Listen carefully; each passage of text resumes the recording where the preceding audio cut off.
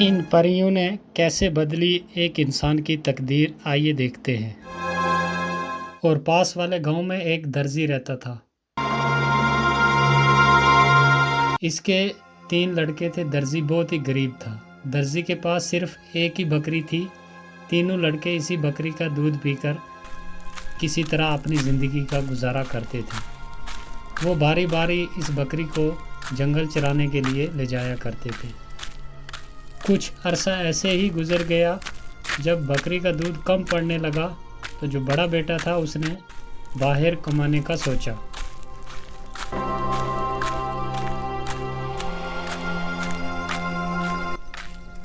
फिर वो बाहर कमाने के लिए चला जाता है।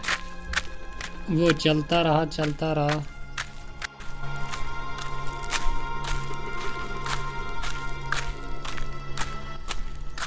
फिर उसे चलते चलते रास्ते में एक व्यापारी मिला।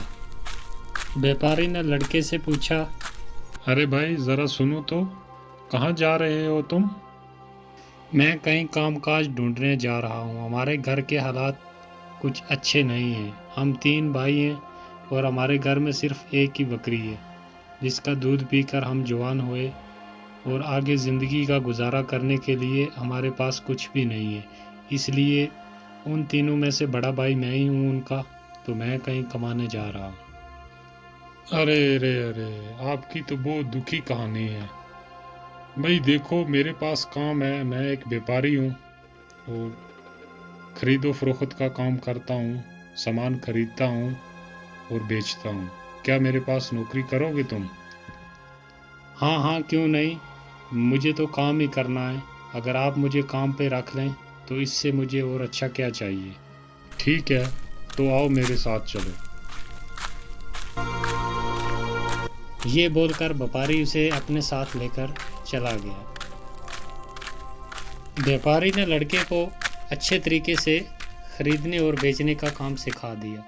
लड़का अपना काम बहुत ही बड़ी ईमानदारी के साथ, मेहनत के साथ करता।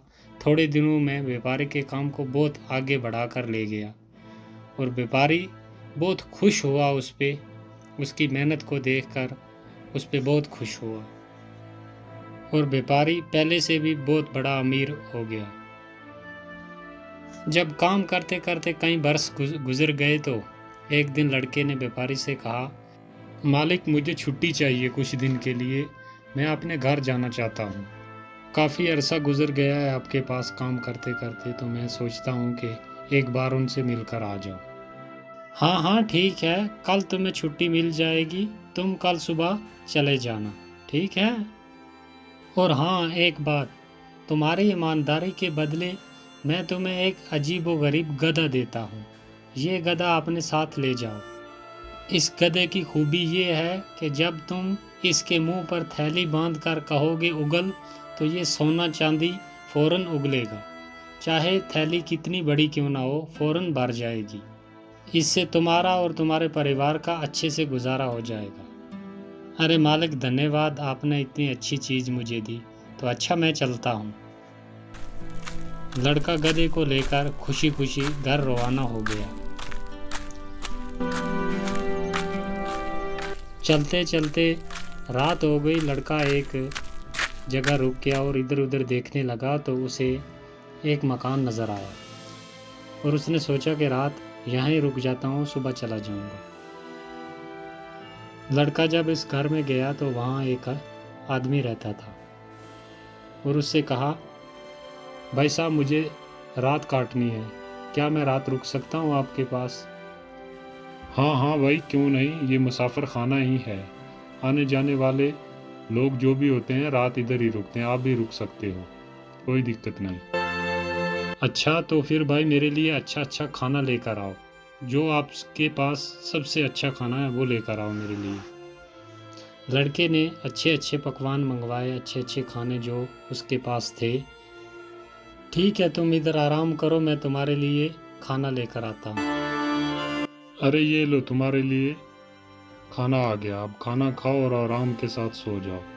खाना खाने के बाद उस लड़के ने कुछ सोने के टुकड़े उस आदमी को दे दिए, और वो बड़ा खुश हुआ और सोचने लगा कि ये सोने के टुकड़े इसके पास कहाँ से आए। हो ना हो, लेकिन इस गधे में कोई खूबी ज़रूर है, ये सोचकर वो आदमी जागता रहा।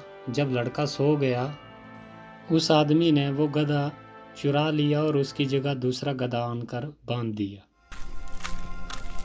लड़का सुबह उठा और उसने गधा साथ लिया और चल दिया। लड़के को कोई पता नहीं था कि उसका असली गधा जो अपना था वो चोरी हो गया। जब वो खुशी खुशी घर पहुंचा तो उसे देखकर उसका बाप और भाई जमा हो गए और खुशी खुशी बातें करने लगे। फिर बाप ने बेटे से कहा, बेटा परदेश में क्या क्या सीखा?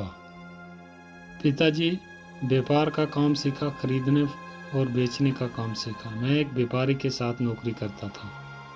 अच्छा, अरे वाह। फिर हमारे लिए क्या लाए हो? मैं आपके लिए ये गधा लाया हूँ। अरे बेटा, गधा लाने की क्या ज़रूरत थी? ऐसे सैकड़ों गधे यहाँ मारे मारे फिरते हैं। नहीं पिताजी, ये कोई मामूली गधा नहीं है, इसमें बहुत ही एक खूब बात है। वो क्या खास बात है बेटा, ज़रा हमें भी तो बताओ। पिताजी, इसमें खास खूबी ये है कि इस गधे के मुंह पर अगर एक थैली बांध दो तो इसको बोलो उगल, तो ये फौरन सोना चांदी उगलता है, और थैली कितनी बड़ी हो फौरन भर जाती है। तो ये एक जादुई गधा है। जब ये बात बेटे ने बोली तो बाप उसकी तरफ बड़ा शक की नज़रों से देखता रहा और सोचता रहा कि ये क्या बोल रहा है, क्या ये सच हो सकता है। आखिरकार लड़के ने अपने बाप का शक दूर करने के लिए अपने भाइयों को पास खड़े बुलाया और लड़के ने उस गधे के मुंह पर थैली बांध दी और कहा उगल। लेकिन गधा जहाँ का तहाँ वहीं खड़ा रहा। लड़के ने कई बार बार कहा कि उगल, लेकिन नतीजा कुछ भी ना निकला।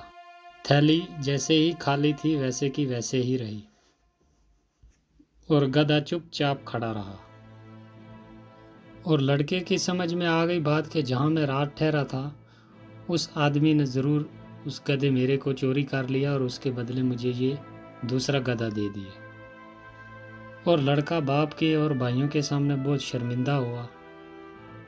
फिर लड़के ने अपने बाप को और भाइयों को अपना सारा किस्सा सुनाया, जैसे वहाँ से चला था, व्यापारी ने उसे क्या बोल कर दिया और वहाँ उसने अपनी आँखों से भी देखा था।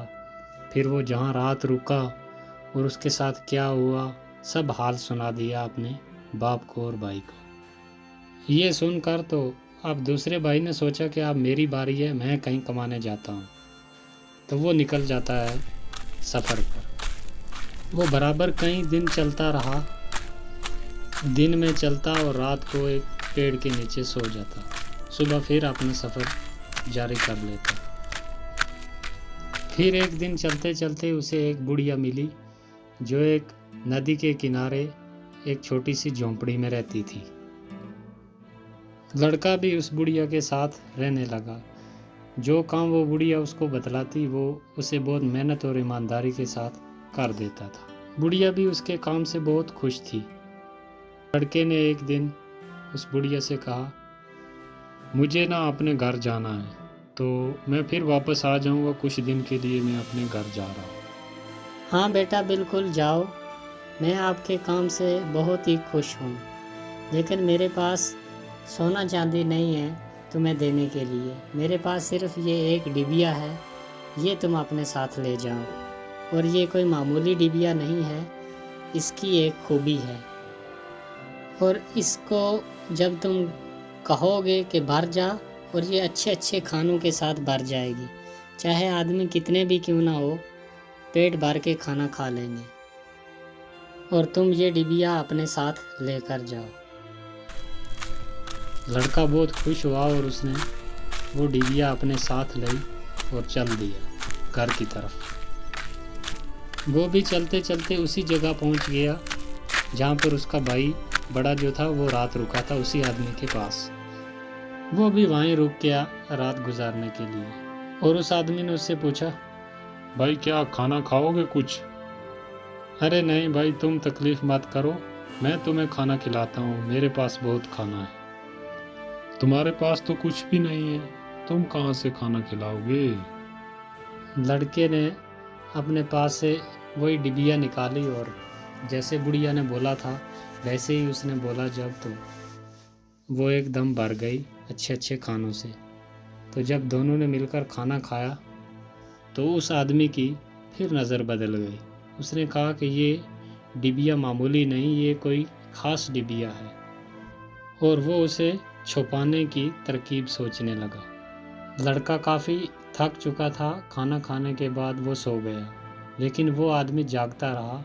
वह असली वाली डिबिया जो थी वो उसने चुरा ली और उसकी जगह वैसे की वैसे ही एक डिबिया रख दी। और लड़का उठा और सुबह अपनी डिबिया साथ ली और घर की तरफ चल दिया। चलते चलते वो भी खुशी खुशी जब घर पहुंचा तो उसे भी बाप भाई देखकर बहुत काम परियों का था। रंग बिरंगे फूल चारों तरफ खिले हुए थे, हरी हरी घास सब्ज मखमल की तरह फैली हुई थी, बीच बीच में नदियां भी बह रही थी और हवा खुशबू में बसी हुई थी। लड़का थोड़ा आराम करने के लिए ठहर गया वहाँ पर।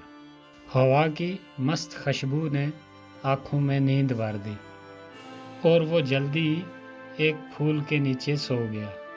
लड़का अभी सोया ही था कि नीलम परी जो उस फूल पर रहती थी वो उतरी और लड़के को हवा में उड़ा ले गई। दूसरे दिन लड़के ने अपने आप को बहुत ही घने जंगल के बीच पाया। वो कहाँ है या कैसे आया, अभी इन बातों को सोच ही रहा था कि सारा जंगल तरह तरह की आवाज़ों से गूंज उठा और देखते ही देखते एक लाल रंग की रोशनी पूरे जंगल पर फैल गई।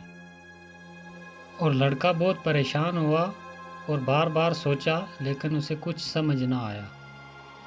इतने में उसके कानों में एक बहुत जोरदार आवाज़ आई और फिर से सारा जंगल नीले रंग में रंग गया। उस आवाज़ को सुनकर लड़का घबरा गया और एक तरफ भागा। उसके भागने पर जंगल की सब परियां हंस पड़ी। दरअसल बात यह थी कि परियां लड़के के साथ खेल रही थीं। जब परियों का खेल खत्म हो गया तो नीलम परी उस लड़के के पास आई और लड़के को बोली, तुम हमारे मैदान में क्या कर रहे हो? मुझे नहीं मालूम था कि मैदान आपका है। यहाँ आना मना है क्या? अब दोबारा कभी भूल कर भी नहीं आऊँगा। क्यों, मैदान पसंद नहीं आया क्या? नहीं नहीं, वो बात नहीं। मैदान तो मुझे बहुत पसंद है, लेकिन जंगल मुझे पसंद नहीं। क्यों, डर लगता है जंगल में क्या? जी हाँ, बहुत डर लगता है। ओह, ये बात है। अच्छा, तो अपनी आंखें बंद करो कुछ देर के लिए। और इधर लड़के ने जैसे ही अपनी आंखें बंद करी, नीलम परी ने अपना आंचल लहराया और सारा जंगल जो था वो मैदान में तब्दील कर दिया। और लड़के ने आंखें खोली और उस मैदान को देखकर उसकी जान में जान आई। और फिर जब लड़के को थोड़ा होश आया तो फिर नीलम परी ने उसे पूछा, तुम कौन हो और कहाँ जा रहे हो? यहाँ तक कैसे पहुँचे? फिर लड़के ने सारा किस्सा सुना दिया कि हम ऐसे ऐसे 3 भाई हैं, उनके साथ ऐसे धोखा हुआ। पहले के साथ उसका गधा चोरी कर लिया, फिर दूसरे भाई की डिबिया चुरा ली, तो अब मैं वो वापस लेने जा रहा हूँ। परी ने ये सुनकर अपनी छड़ी हिलाई और वहाँ पर जिन को बुला लिया। क्या हुक्म है मेरी मलका? मैं हाजिर हूँ, आप हुक्म कीजिए, मेरे लिए क्या हुक्म है? फिर परी ने हुक्म दिया जिन को कि जाओ तुम एक आदमी के पास, उसने गधा चुरा लिया है, वो वापस लेकर आओ, और एक इस आदमी के भाई की एक डिबिया है वो भी वापस लेकर जल्दी मेरे पास आओ। तो जिन हुक्म पाते ही वहाँ से उड़ गया। यहाँ कुछ ही देर गुजरी थी कि जिन वापस हाजिर हुआ। उसने वो गधा भी और वो डिबिया भी दोनों चीज़ें वापस लेकर आ गया। परी ने लड़के को कहा कि ये अपना गधा और ये डिबिया भी ले जाओ और मेरी तरफ से ये एक डंडा भी अपने साथ ले जाओ। और परी ने कहा कि जब कोई तुम्हारा दुश्मन आ गया तो इस डंडे को हुक्म देना, फिर ये डंडा उस आदमी की पीठ पर बहुत खूब नाच दिखाएगा और इतना मारेगा ये डंडा उस आदमी को कि वो आदमी फौरन वहीं बेहोश हो जाएगा। लड़का अपनी सब चीज़ें साथ लेकर घर जाने के लिए जब तैयार हुआ तो नीलम परी ने जिन को हुक्म दिया कि इस लड़के को बाहिफाजत इसके अपने घर तक पहुंचा कर आओ, ये तुम्हारी जिम्मेदारी है। और जिन ने हुक्म सुनते ही सारा सामान उठाया और लड़के को अपने हाथ पर बिठाकर हवा में उड़ गया।